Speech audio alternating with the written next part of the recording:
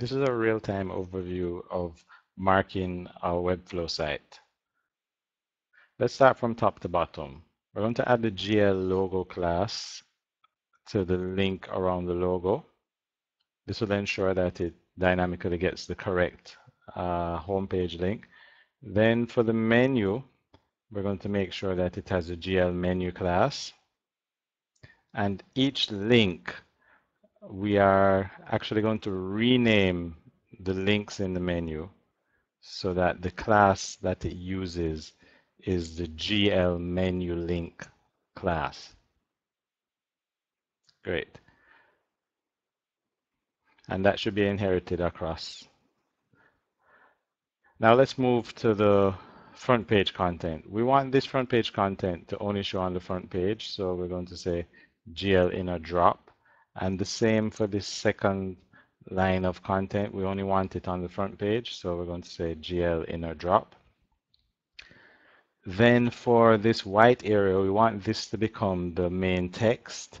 So we're going to add a class, GL front drop.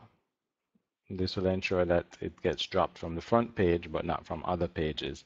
And now let's define the main content, which we're going to call GL content, which will show up on inner pages. So let's add that, GL content.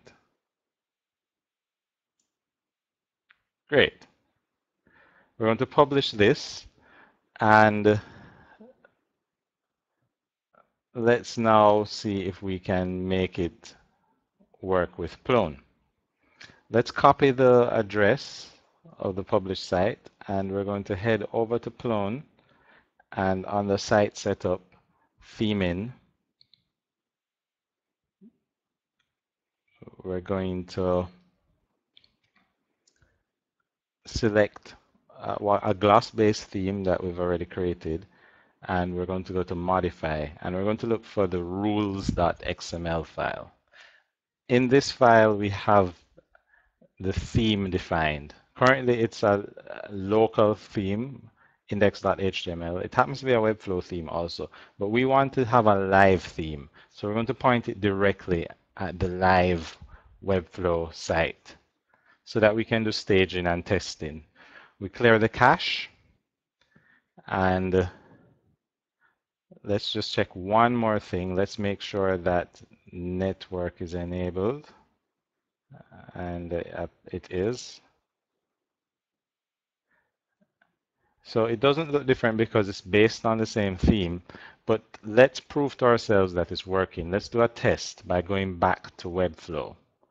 So back in Webflow, let's go to the footer and change the color of the footer.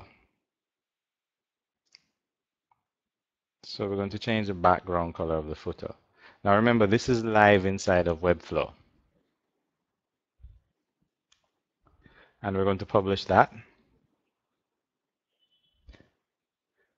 Now back over at Plone, let's test it.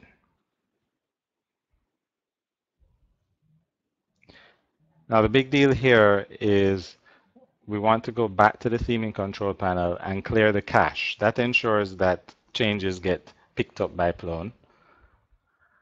And now let's see what our front page looks like.